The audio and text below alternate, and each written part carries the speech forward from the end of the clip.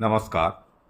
शिवराम पाटील जळगाव यांनी फोन करून चौकशी केली की मी एक लेख व्हायरल केला होता की कदाचित दोन अननोन पोलीस माझ्या घरी रेकी करायला आले होते.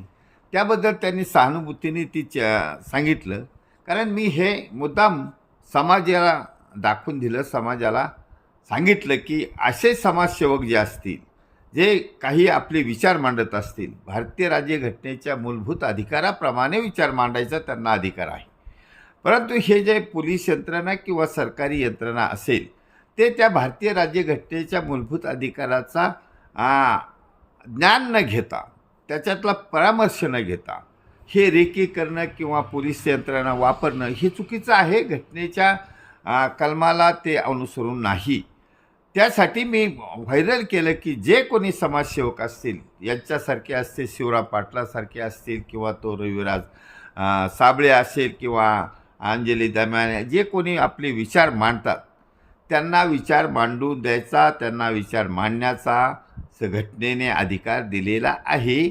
म्हणून मी अशा कोणाच्या घरी अशा प्रकारची अननोन रेकी होत असेल तर त्यांना सावध करण्यासाठी मी तो माझा अनुभव जनतेसमोर सादर केला आणि तो संपूर्ण महाराष्ट्रातील समाजसेवी विचाराच्या लोकांपर्यंत पोहोचला. तसंही सैनिक समाज पार्टीच्या विचारधारेच्या आमच्या महाराष्ट्रातील जनतेचा हटकण्याची कोणाची हिंमत नाही, कारण आम्ही लोकसभा आणि विधानसभेच्या निवडणुका लढून दाखवलेल्या आहेत. त्यामुळे या समाजाला किंवा कोणी आमच्या विरोधक विचारधारा असेल त्यांना तशी हिंमत होणार नाही, कारण सैनिक ह्या शब्दातच शौर्य, धैर्य, वीरता, निडरता भरलेली आहे आणि या शौर्य, धैर्य, निडरतेमुळे सैनिक समाज पार्टी उंच भरारी घेत आहे. तुकाराम डफळ हे तर ग्राउंडवर काम करतात, रोज हजारो किलोमीटर फिरतात.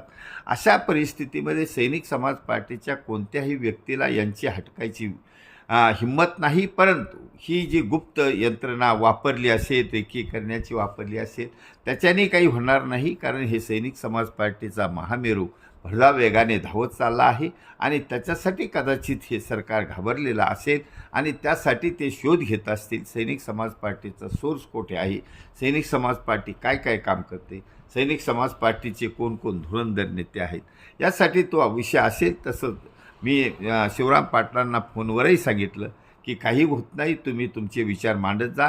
पक्षविरहित विचार आहेत, समाजसेवी विचार आहेत.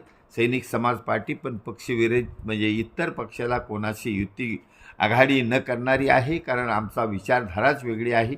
आम्हाला अल्प खर्चात आम समाजातील नागरिकाला निवडून आणायचं आहे आणि अल्प खर्चातली निवडणूक प्रक्रिया राबवायची आहे, जेणेकरून हा समाज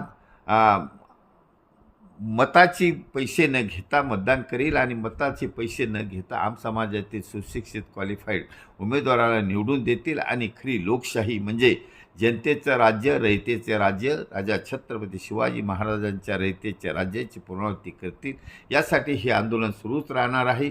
जोपर्यंत छत्रपती शिवाजी महाराजांच्या रयतेच्या राज्याची पुनरावृत्ती होत नाही तोपर्यंत आणि तोपर्यंत सैनिक समाज पार्टीचं सरकार सत्तेमध्ये बसत नाही आणि माननीय अण्णा हजारे यांनी छेडलेली समाजसेवेच्या माध्यमातून छेडलेली स्वातंत्र्याची दुसरी लढाई जिंकली जात नाही तोपर्यंत सैनिक समाज पार्टी ही अविरत ऑनलाईन ऑन ग्राउंड कार्य करतच राहणार आहे.